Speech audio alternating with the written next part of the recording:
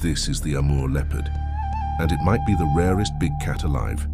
There are only around 100 left in the wild, making it critically endangered.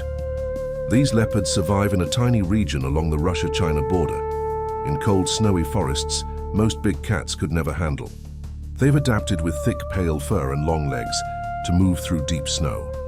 But habitat loss and poaching nearly wiped them out. At one point, only about 30 remained. If they disappear, we lose one of the planet's most rare and powerful predators,